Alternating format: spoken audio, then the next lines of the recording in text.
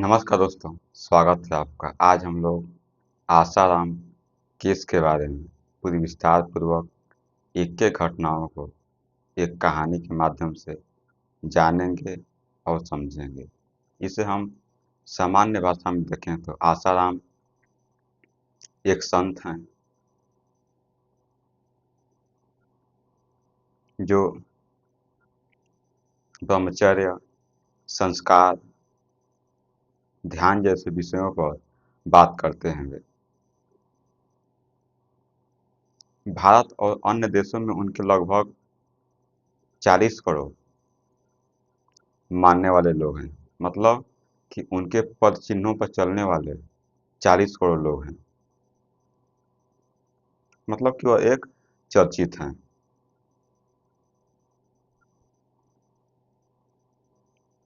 सब कुछ ठीक चल रहा था, लेकिन 2013 में एक 16 वर्ष की नाबालिग लड़की ने उन पर बलात्कार का आरोप लगाया और मामला दिल्ली के थाने में दर्ज हुआ। मतलब एफआईआर दर्ज हुआ दिल्ली के थाने में। फिर मेडिकल जांच हुआ। मेडिकल जांच में यह पाया गया कि आसाराम दोषी हैं। जब दोषी पाया गया तो उनको गिरफ्तार किया गया और जो मामला है यह पहुंचा जोधपुर कोर्ट में। क्यों पहुंचा जोधपुर कोर्ट में? क्योंकि जब घटना घटी थी तो जोधपुर के ही क्षेत्र में घटी थी वह, इसलिए मामला पहुंचा जोधपुर कोर्ट में। फिर उन पर सुनवाई हुई और 2018 में उन्हें आजन्म कारावास की सजा दी गई और इस समय तक वह जेल में कैद हैं। वह तो सजा कैसे हुई, पूरी घटनाओं को हम लोग एक एक कर कर देखते हैं और समझते हैं। तो चलिए देखते हैं। सबसे पहले बात आती है कि आसाराम हैं कौन। बिल्कुल सही है। देखें तो पूरा नाम आशुमल सिरुमल हरपलानी है। इनका पूरा नाम है। जन्म 17 अप्रैल 1941 सिंध अब पाकिस्तान में है। मतलब कि इनका जब जन्म हुआ वह 1941 में हुआ और उस समय हमारा देश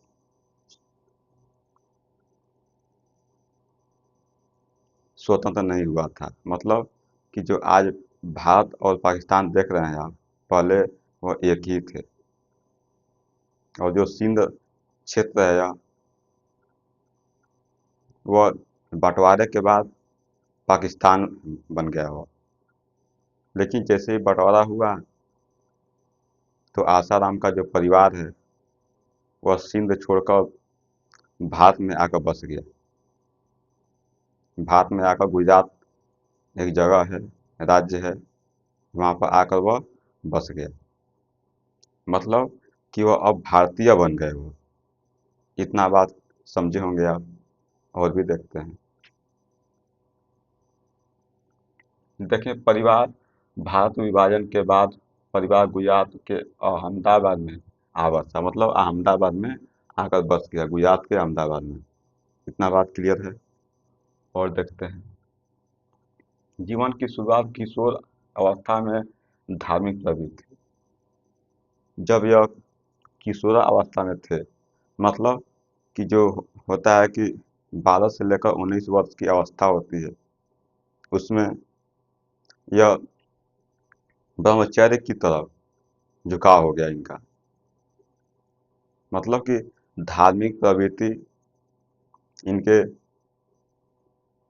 स्वभाव में दिखने लगी और यह धार्मिक रूप से अपने जीवन को उसी दिशा में ढालने लगे। और कुछ समय बीता तो यह एक संत की रूप में सामने दिखे। और भी देखते हैं। देखिए 1970 के दशक में संत के रूप में प्रचार शुरू किया। 1970 के दशक में अब पूरी तरह से संत के रूप में सामने आए कि अब यह संत बन चुके हैं और जो भी प्रवचन देने हैं, जैसे ब्रह्मचर्य हो गया, संस्कार हो गया, ध्यान जैसे विषयों पर प्रवचन देने लगे। अब तो जैसे ही देने लगे तो इनके जो फॉलोअर हैं, मानने वाले लोग हैं, अनुयायी हैं, या धीरे धीरे लोग बढ़ने लगे। और भी देखते हैं।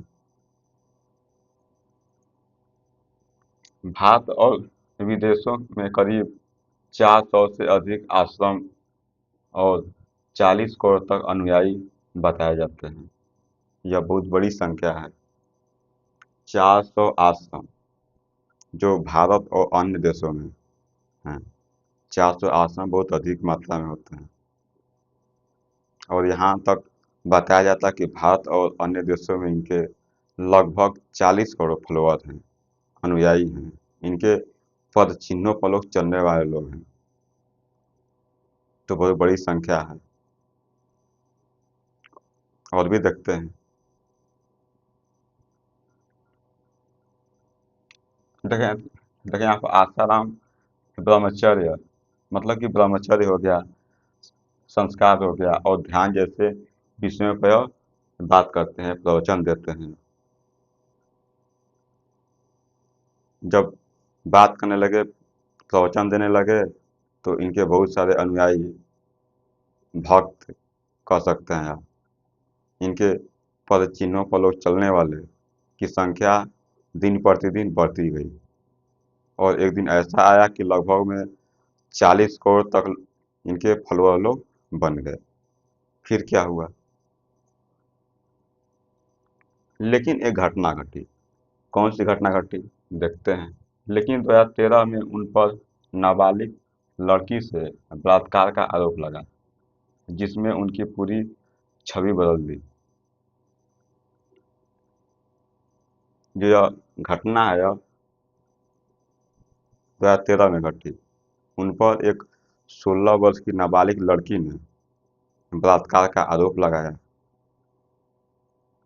जिनसे कि उनकी जो छवि है, मतलब कि जो उनकी लोगों में विश्वास की भावना है, लोग 40 करोड़ लोग उनको मानते हैं, उनके पद चिन्हों पर चलते हैं, तो जो उनकी प्रतिष्ठा है, मान सम्मान है, उन पर चोट पहुंची। क्यों पहुंची? क्योंकि एक 16 वर्षीय नाबालिग लड़की ने उन पर बलात्कार का आरोप लगाया। जब आरोप लगाया तो इनकी जो भी प्रतिष्ठा है, मान सम्मान है, यह घटने लगा। मतलब कि उस पर आघात हुआ, उस पर चोट पहुंचा। और भी देखते हैं। घटना की शुरुआत देख लेते हैं। घटना की शुरुआत हुई कैसे, देखते हैं। पीड़िता पीड़िता का मतलब हुआ कि यहाँ पर लड़की की बात की जा रही है। 16 वर्षीय छात्रा उत्तर प्रदेश के शाहजहांपुर की रहने वाली थी। 16 वर्ष की एक छात्रा है जो उत्तर प्रदेश के शाहजहांपुर की रहने वाली है। ठीक है।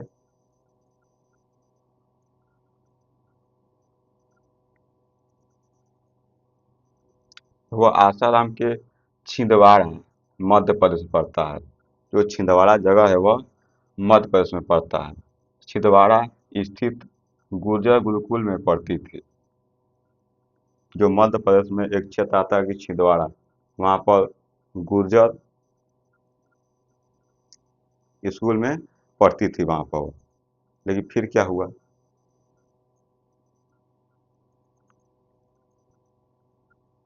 जुलाई 2013 में लड़की को चक्कर, बेहोशी और जैसी समस्या थी। जो लड़की है यह, उसको 2013 में चक्कर और बेहोशी जैसी समस्या होने लगी। मतलब कि वह कभी कभी चक्कर से गिर जाती थी, वह कभी कभी बेहोश हो जाती थी। जब यह समस्या सामने आई तो किसी ने बताया कि आप जाकर आसाराम एक संत हैं, उनको जाकर आप दिखा दीजिए। क्योंकि लोगों को लगा कि शायद कुछ प्रेती अंश है जो इन्हें परेशान कर रहा है, और जो आसाराम है वह इसे अच्छी तरह से ठीक कर देंगे। किसी ने बताया, और जो घर वाले हैं, घर वाले भी उनको वहाँ पर ले गए। देखते हैं।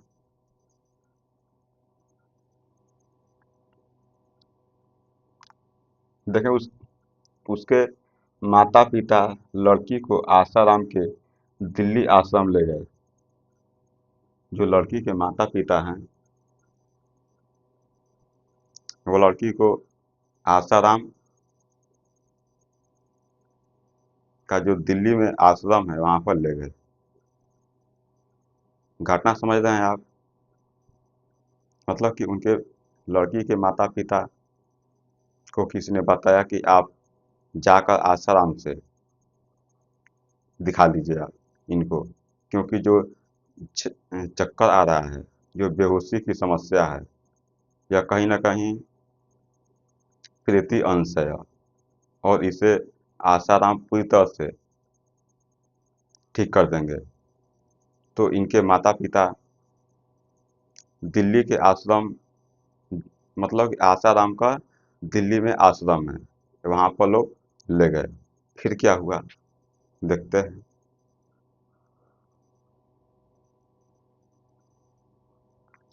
देखिए, वहाँ मौजूद साधुओं ने कहा, लड़की पर कोई बुरा साया है, इसका इलाज जोधपुर वाले बापू ही कर सकते हैं।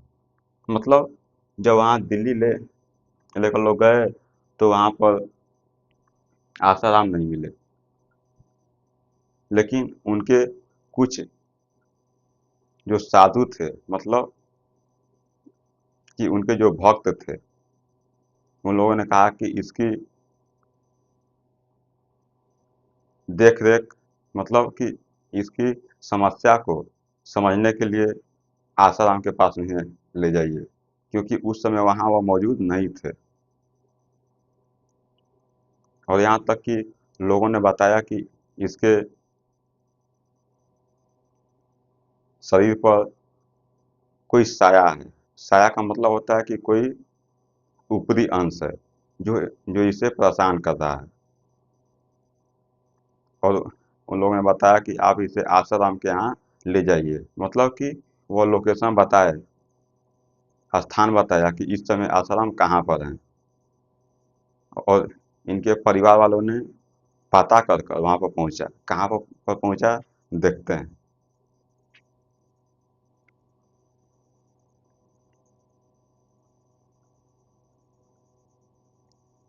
जब साधकों ने बताया कि इनकी उन पर साया है, और लोग बताया कि जो आसाराम है वह इस समय जोधपुर के आश्रम में है, मतलब कि वह दिल्ली के साधकों ने बताया कि आप जोधपुर के आश्रम में चले जाइए, वहाँ पर आसाराम का आश्रम है, वहाँ पर जाकर दिखा लीजिए।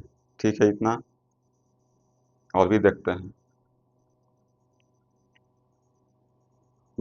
देख सकते हैं यहाँ पर इसका इलाज जोधपुर वाले बापू ही कर सकते हैं। ठीक है, इतना।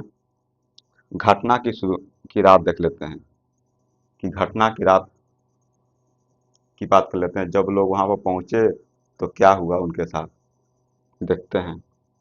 15 अगस्त 2013 की रात, मतलब कि ये लोग जोधपुर पहुँच गए। लोग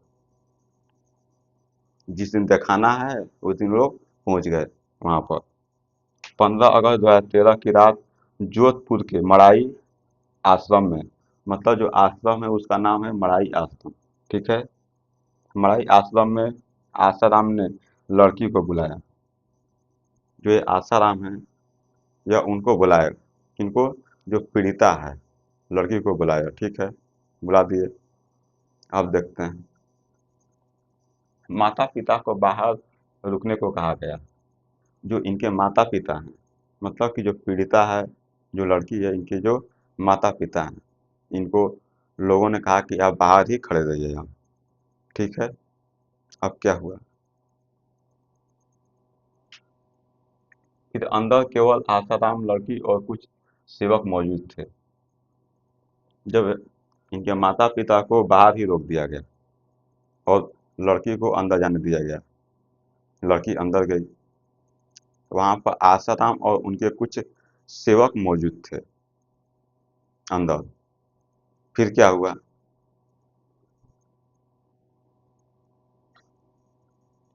फिर देखें लड़की के अनुसार, लड़की के अनुसार देख लेते हैं हम लोग क्या हुआ।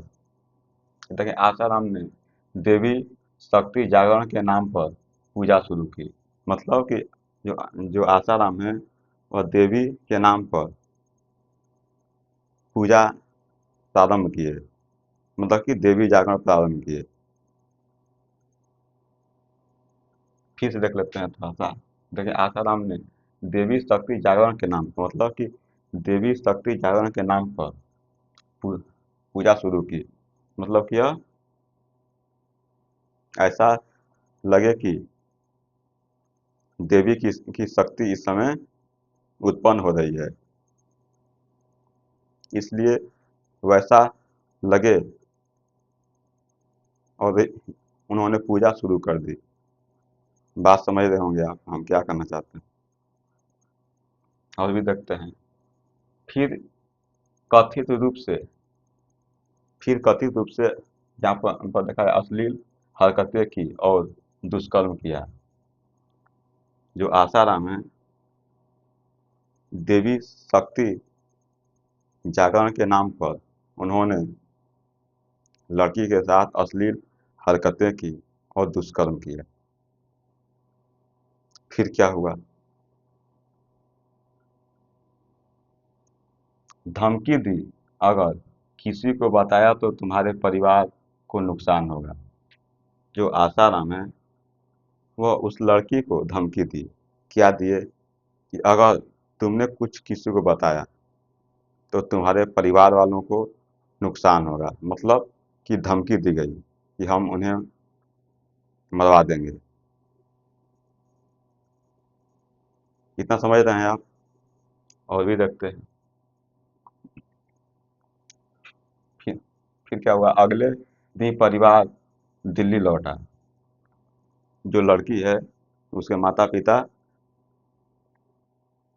दिल्ली चले गए अगले दिन। फिर क्या हुआ? लड़की ने माता पिता को सब बताया। जो लड़की है, वो अपने माता पिता को सब कुछ बताया कि हमारे साथ क्या क्या घटनाएं हुई। मतलब कि अश्लील हरकतें हुई, दुष्कर्म किया गया मेरे साथ। मतलब कि लड़की ने माता पिता को खुलकर बताया उन्होंने। फिर क्या हुआ? और भी देखते हैं। फिर देखा जाए परिवार वालों ने एफआईआर दर्ज कराया। कहाँ पर कराया? एफआईआर देखते हैं। देखें एफआईआर दर्ज होने की प्रक्रिया, मतलब कि एफआईआर अब दर्ज होगा। जब माता पिता उनके जान गए तो वह एफआईआर दर्ज कराने के लिए पहुंच गए। वह देखते हैं। एफआईआर दर्ज होने की प्रक्रिया देख लेते हैं। 20 अगस्त 2013, जो परिवार वाले हैं, जो लड़की के माता पिता हैं, वह 20 अगस्त 2013 को दिल्ली के कमला नगर थाने में एफआईआर दर्ज कराई। 20 अगस्त 2013 को लड़की के परिवार वालों ने दिल्ली के थाना दिल्ली के थाना कमला नगर, मतलब जो दिल्ली में थाना है, वह जगह जो है वह कमला नगर क्षेत्र में आता है। वहाँ पर एफआईआर दर्ज की गई। इतना समझ रहे होंगे आप। और भी देखते हैं। देखिए एफआईआर में निम्न धाराएं लगी। जब एफआईआर हुआ तो उस समय दुष्कर्म को लेकर निम्न धाराएं लगी। कौन कौन सी धाराएं लगी उस समय देखते हैं। धारा 376, जो बलात्कार की बात करता है, धारा 376 लग गया अब। और देखते हैं धारा 342, गलत तरीके से रोकना। धारा 342 लगा, क्योंकि उनके माता पिता को बाहर ही रोक दिया गया। यह गलत तरीका है यह रोकने का, तो यह भी लगा। फिर धारा 354 ए, जो धारा है 354 ए, जो यौन उत्पीड़न की बात करता है, मतलब सेक्सुअल हरासमेंट की बात करता है, यह भी लग गया। फिर लगा धारा 506, धमकी देना। लड़की के साथ जब दुष्कर्म किया गया तो उस समय आसाराम ने धमकी दी कि अगर तुमने किसी को बताया तो तुम्हारे परिवार वालों को नुकसान होगा। मतलब कि वह धमकी दिए। धमकी किस धारा के तहत आता है? तो धारा 506, कोई अगर धमकी देता है आपको तो धारा 506 वहाँ पर लागू होता है, तो 506 भी लागू हो गया। इतनी बात समझ रहे हैं आप? और भी देखते हैं पॉक्सो एक्ट की धारा 5 और 6 क्या कहता है। 5 और 6 देखते हैं। नाबालिग जैसे यौन अपराध पर यह लागू होता है। तो पॉक्सो एक्ट की धारा 5 और 6 भी लागू हो गई, क्योंकि जो लड़की है यह नाबालिग है, 16 वर्ष की लड़की है। मतलब कि वहाँ पर जो आचरण होता है, जब विद्यालय में नाम लिखाता है तो आचरण कुल बनता है कुल, तो जो आचरण बना था उस समय, तो उसमें उम्र को देखा गया तो 16 वर्ष उस समय दिखा उस समय, तो उसी के आधार पर कहा गया कि यह लड़की जो है वह नाबालिग है। और भी देखते हैं तो यहाँ पर पॉक्सो एक्ट की धारा 5 और 6 भी लागू हो गई। इतनी बात समझे होंगे आप। और भी देखते हैं। देखें आसाराम ने कई दिनों तक गिरफ्तारी से बचने की कोशिश की। जो आसाराम है, गिरफ्तार होने से बचने के लिए यह बहुत सारे प्रयास किए। क्या क्या प्रयास किए देखते हैं उसको भी। पहले दिल्ली में पहले दिल्ली में रहते थे वो, लेकिन दिल्ली से भाग कर कहाँ गए समझिए। वह पहले दिल्ली, फिर यहाँ पर अहमदाबाद चले गए वो। मतलब कि वह भाग रहे हैं वो, कि हमारी हमारी गिरफ्तारी न हो। इससे बचने के लिए दिल्ली से भाग कर गए, अहमदाबाद चले गए वो। फिर देखते हैं वहाँ वहाँ वहाँ अहमदाबाद से कहाँ गए, इंदौर में छिप गए वो। मतलब कि पहला नाम आता है कि दिल्ली में गए, दिल्ली के बाद गए गए गए वहाँ पर एक जगह आता है अहमदाबाद, जो गुजरात में पड़ता है, वहाँ गए। फिर वहाँ से इंदौर चले गए वो। मतलब कि वो गिरफ्तारी से बचने के लिए वो भाग रहे हैं वो। ठीक है, कोई बात नहीं। कब तक भागेंगे? फिर, फिर क्या हुआ 31 अगस्त 2013, 31 अगस्त 2013 को देखें इंदौर के आश्रम से उन्हें गिरफ्तार किया गया। जो आसाराम है उनको 31 अगस्त 2013 को इंदौर के आश्रम से गिरफ्तार कर लिया गया। जब आप पकड़ा गए तब पुलिस कस्टडी में आप आ गए। अब देखते हैं। अब फिर मेडिकल जांच और प्रारंभिक साक्ष्य। जो लड़की है वो आरोप लगाई थी वो बलात्कार का, उसका मेडिकल जांच हुआ और साक्ष्य के आधार पर आसाराम पर जो जो कानूनी प्रक्रिया है वह आगे बढ़ी वो। देखते हैं। देखिए मेडिकल रिपोर्ट में लड़की के कथन से मिलते जुलते प्रमाण मिले। मतलब कि जो लड़की बता रही थी कि हमारे साथ बलात्कार हुआ, दुष्कर्म हुआ, ऐसी मिलती जुलती साक्ष्य मिली वहाँ पर।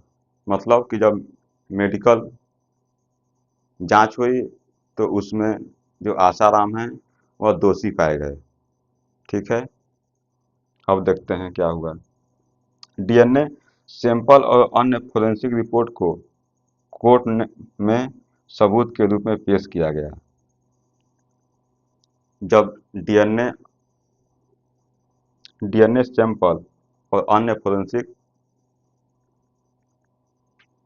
रिपोर्ट को, जो मेडिकल जांच है, उससे जो रिपोर्ट आई उसको कोर्ट में पेश किया गया। फिर क्या हुआ? लड़की और उसके परिवार के बयान एक समान थे। मतलब जो लड़की है और उसके परिवार वालों ने जो आरोप लगाया था वह आरोप सही साबित हुआ। मतलब कि जो आरोप लगाया था वैसा ही मिलता जुलता साक्ष्य दिखाई दिया। ठीक है, कोई बात नहीं। पुलिस ने 48 गवाहों और 52 दस्तावेजी साक्ष्य पेश किए। जो पुलिस है वह 48 गवाह और 52 दस्तावेजी साक्ष्य पेश किए वहाँ पर। कहाँ? कोर्ट में पेश किया जाए। ठीक है, कोई बात नहीं। केस देखें, ट्रायल प्रक्रिया देख लेते हैं। ट्रायल प्रक्रिया की भी बात कर लेते हैं। केस पॉक्सो कोर्ट जोधपुर, न्यायाधीश मधुसूदन शर्मा है उस समय। केस की जो सुनवाई कर रहे हैं वह मधुसूदन शर्मा मधुसूदन शर्मा के अधीन चला गया। मतलब कि इसकी जो देखा है, इसकी जो सुनवाई है इसका मधुसूदन शर्मा करेंगे, जो न्यायाधीश हैं वहाँ के। और भी देखते हैं। देखिए, अभियोजन पक्ष ने कहा, जो अभियोजन पक्ष है, मतलब जो आरोप लगाया है आप पर, उन्होंने क्या कहा देखते हैं। लड़की नाबालिग थी, जन्म प्रमाण पत्र से सिद्ध होता है। जो आरोप लगाए हैं घर वाले बोल रहे हैं कि जो लड़की है, लड़की नाबालिग थी, मतलब कि लड़की नाबालिग है। कैसे नाबालिग है? जन्म प्रमाण पत्र से सिद्ध होता है। जब बच्चों का जन्म होता है तो उस समय जन्म प्रमाण पत्र बनाए जाते हैं। उससे सिद्ध होता है कि लड़की क्या है? नाबालिग है। 16 वर्ष की आयु वहाँ पर दिखा रहा है वहाँ पर। ठीक है, कोई बात नहीं।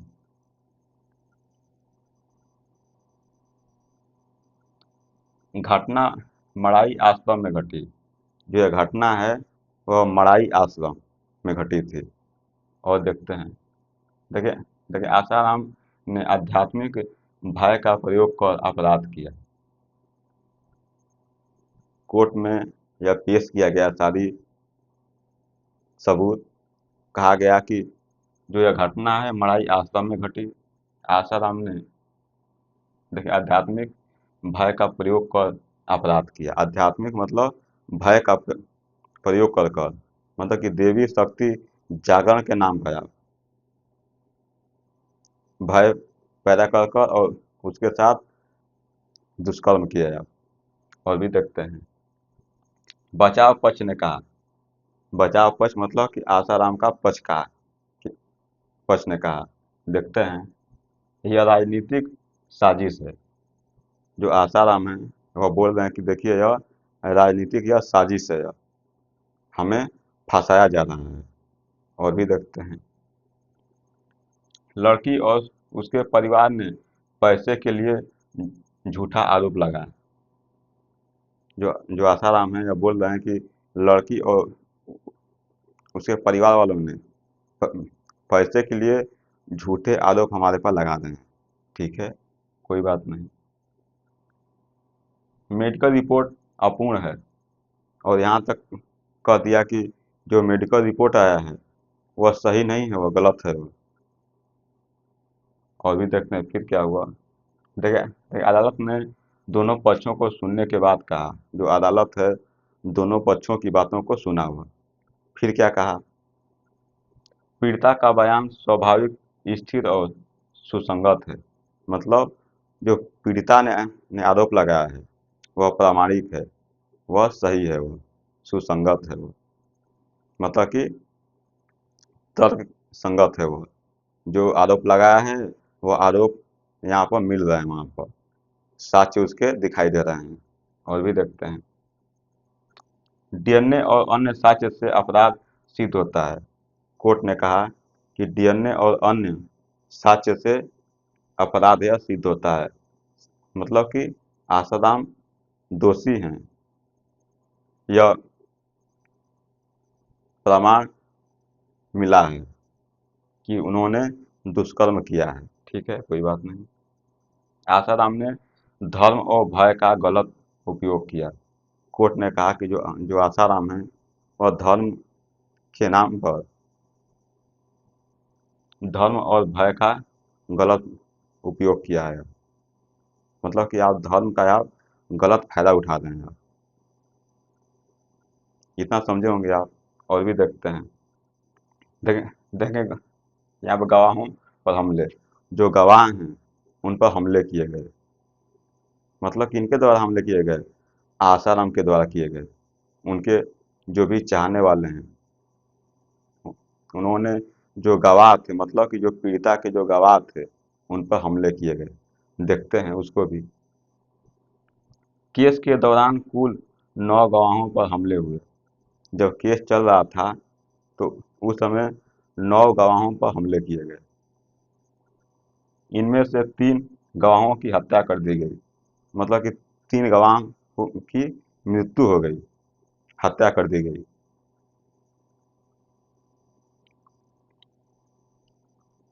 देखिए 2015 में एक गवाह अखिल गुप्ता की गोली मारकर हत्या कर दी गई। 2015 में एक गवाह थे अखिल गुप्ता, उनकी गोली मारकर हत्या कर दी गई। तो पूरा दिख रहा है कि वह गवाहों को ख़त्म करने के लिए साजिश कर रहे हैं, वह लोगों पर हमले कर रहे हैं। दूसरा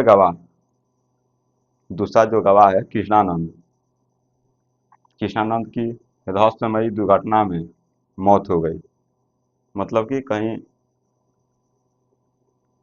गाड़ी के माध्यम से उनका दुर्घटना हो गया और उनकी मौत हो गई। कोई होगा कि कोई बोला होगा कि इनको गाड़ी से मार दीजिए, मार दिया होगा, उनकी रहस्यमयी मृत्यु हो गई। यह गवाह थे। तो शंका तो साफ साफ बढ़ती है, दिखाई दे रही है। फिर देखते हैं, सुप्रीम कोर्ट ने इस पर सख्त रुख अपनाया, मतलब जो सुप्रीम कोर्ट है वह इस पर सख्त रुख, मतलब कि मजबूती से अपना जो कार्य की प्रक्रिया है उसको आगे बढ़ाया और राज्य सरकार को सुरक्षा देने के निर्देश दिए। और कोर्ट ने कहा कि जो राज्य सरकार है उनकी जो पीड़िता है उनके परिवार की और उनके गवाहों की सुरक्षा करे। यह निर्देश कोर्ट ने दिया। जब निर्देश दिया तो उनको क्या क्या मिली, सुरक्षा मिली। और भी देखते हैं, मतलब कि आगे कोई ऐसी घटना न हो, पीड़िता के जो परिवार हैं या फिर उनके जो गवाह हैं, इसकी सुरक्षा की जिम्मेदारी राज्य सरकार को सौंपी गई। ठीक है, इतना। और भी देखते हैं, इन हमलों ने केस को हाई प्रोफाइल बना दिया। जो ये हमले हो रहे हैं गवाहों पर, तो इन हमलों ने केस को हाई प्रोफाइल बना दिया, मतलब कि चर्चित बना दिया केस को। ठीक है, फिर क्या हुआ, कोर्ट का फैसला। कोर्ट का फैसला भी देख लेते हैं हम लोग। 25 अप्रैल 2018 जोधपुर पॉक्सो कोर्ट का फैसला है। 25 अप्रैल 2018 जोधपुर पॉक्सो कोर्ट का फैसला है। देखते हैं क्या आया। देखिए, अदालत ने कहा, जो अदालत है उसने कहा, क्या कहा। देखिए, आरोपी ने अपनी आध्यात्मिक स्थिति का दुरुपयोग कर नाबालिग के साथ बलात्कार किया। जो अदालत है वह कहा कि देखिए, आरोपी ने अपनी आध्यात्मिक, मतलब कि धर्म के नाम पर स्थिति का दुरुपयोग किया, मतलब कि धर्म के नाम पर स्थिति का दुरुपयोग किया, उस समय गलत फायदा उठाया, नाबालिग के साथ बलात्कार किया, ऐसा उस समय अदालत ने कहा। फिर देखते हैं और भी सजा देख लेते हैं कि अब सजा क्या हुई। देखिए देखिए आप आसाराम को आजन्म कारावास हुआ। जो आसाराम है उनको आजन्म कारावास हुआ, मतलब कि हमेशा हमेशा के लिए बंद हो गए वो। और भी देखते हैं दो सहयोगी हो, मतलब कि जो आसाराम के जो सहयोगी थे, इनमें जो उनका साथ दे रहे थे, देखते हैं उनको भी। शिल्पी और शरद चंद्र को, मतलब कि जो शिल्पी हैं और शरद चंद्र हैं, वो आसाराम के गलत कार्यों में वो साथ दे रहे थे। वो उनको 20-20 साल की सजा हुई। शिल्पी और शरद चंद्र को 20-20 साल की सजा हुई, क्योंकि आसाराम का वो साथ दे रहे थे वो। और भी देखते हैं दो अन्य दो दो समझिए वहाँ पर और भी लोग थे, शिवा और प्रदीप, लेकिन इनके खिलाफ कोई सबूत नहीं मिला। जब सबूत नहीं मिला तो इनको छोड़ना पड़ा। देखते हैं इनको दो अन्य शिवा और प्रदीप को सबूत के अभाव में बरी कर दिया गया। जब सबूत नहीं मिला तो इनको क्या करना पड़ा, छोड़ना पड़ा। तो छोड़ दिया गया इनको। जब सबूत नहीं मिलेगा तो कैसे कोई सजा मिलेगा किसी को। और भी देखते हैं, देखें इसमें अदालत ने अपने जो अदालत है वो अपने 453 पृष्ठों के फैसले में लिखा, आस्था के नाम पर शोषण सबसे बड़ा अपराध है। अदालत ने जब फैसला लिख रहा था तो उस समय 453 पेज की फैसले लिखा गया, मतलब को कि जो पूरा फैसला है, फैसला को देने में 453 पृष्ठों में पेज को लिखा गया, मतलब कि घटना को लिखी गई। देखते हैं क्या लिखा गया यहाँ पर, आस्था के नाम पर शोषण सबसे बड़ा अपराध है। कोर्ट ने बताया कि आस्था के नाम पर अगर आप किसी का शोषण कर रहे हैं तो वह सबसे बड़ा अपराध है वो। और भी देखते हैं फिर फिर देखें समझ अपील और जेल जीवन, अपील और जेल जीवन की भी बारे में जान लेते हैं। देखिए आसाराम ने राजस्थान हाई कोर्ट और फिर सुप्रीम कोर्ट अपील की। जब सजा उनको दे दी गई तो वह सजा के खिलाफ हुआ। देखें तो राजस्थान हाई कोर्ट में उन्होंने अपील की, क्योंकि यह अधिकार है कि जो जिसे सजा दी गई है उसको अधिकार है कि किसी अन्य हाई कोर्ट में भी वह इसको चैलेंज कर सकता है। तो यहाँ पर आसाराम राजस्थान हाई कोर्ट में क्या किए, चैलेंज किए उसको। फिर सुप्रीम कोर्ट में किए, लेकिन कुछ हुआ नहीं। देखते हैं जब जब जब यहाँ पर अपील किए राजस्थान और सुप्रीम कोर्ट में, तो क्या हुआ वहाँ पर, लेकिन किसी भी अदालत ने सजा पर रोक नहीं लगाई। कोई भी जो अदालत है वह सजा पर रोक नहीं लगाई। ठीक है, कोई बात नहीं कि जो सजा दी गई है वह पहले की वह सही है वो, ऐसा इन्होंने माना। आज 2025 तक, मतलब कि इस समय 2025 तक देखें आसाराम को जोधपुर केंद्रीय जेल में बंद है। इस समय वह जोधपुर के केंद्रीय जेल में वह बंद है। ठीक है, देखें और भी अगर बात करें, उन्होंने स्वास्थ्य के आधार पर कई बार पैरोल मांगी। कोविड 19 के दौरान भी पैरोल आवेदन किया गया पर अस्वीकार हुआ। मतलब कि वो बार बार अपने स्वास्थ्य को लेकर छुट्टी मांग रहे हैं, लेकिन उनको छुट्टी मिल नहीं रहा है उनको, यह अस्वीकार हो जा रहा है। ठीक है, जेल प्रशासन के अनुसार वे सामान्य स्वास्थ्य में हैं। मतलब कि जेल प्रशासन के जो भी लोग हैं वह कह रहे हैं कि जो आसाराम है वह उनका स्वास्थ्य ठीक ठाक है, कोई दिक्कत नहीं है। जब ठीक ठाक है तो क्यों किसी को दिल भी दें, छुट्टी दें। और भी देखते हैं अन्य राज्य के, मतलब कि जो आसाराम है इन पर और भी केस हैं, देखते हैं।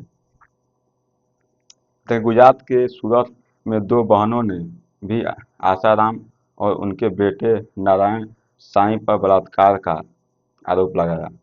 मतलब कि जो गुजरात के सूरत में, मतलब कि सूरत की दो बहनें हैं, उन्होंने भी बलात्कार का आरोप लगाया आसाराम और उनके बेटे पर। देख सकते हैं आप, बहनों ने भी, सूरत में दो बहनों ने भी आसाराम और उनके बेटे नारायण साईं पर बलात्कार का आरोप लगाया। मतलब कि आसाराम और उनके बेटे नारायण साईं पर बलात्कार का आरोप लगाया।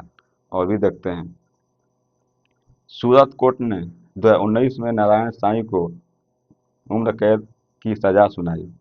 मतलब जो सूरत कोर्ट है, सूरत कोर्ट में मामला दर्ज हुआ और उस समय जो उनके बेटे हैं नारायण साईं को उम्र कैद की सजा सुनाई गई। और भी देखें, यहाँ पर आसाराम के खिलाफ सूरत केस अभी भी लंबित है।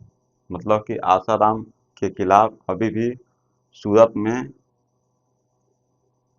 उनके खिलाफ एक केस लंबित है अभी भी। तो आशा करते हैं कि आप आसाराम केस के बारे में एक एक घटनाओं को खुद विस्तार पूर्वक जाने होंगे और समझे होंगे। मिलेंगे अगले लेक्चर में, तब तक के लिए आपका बहुत बहुत धन्यवाद।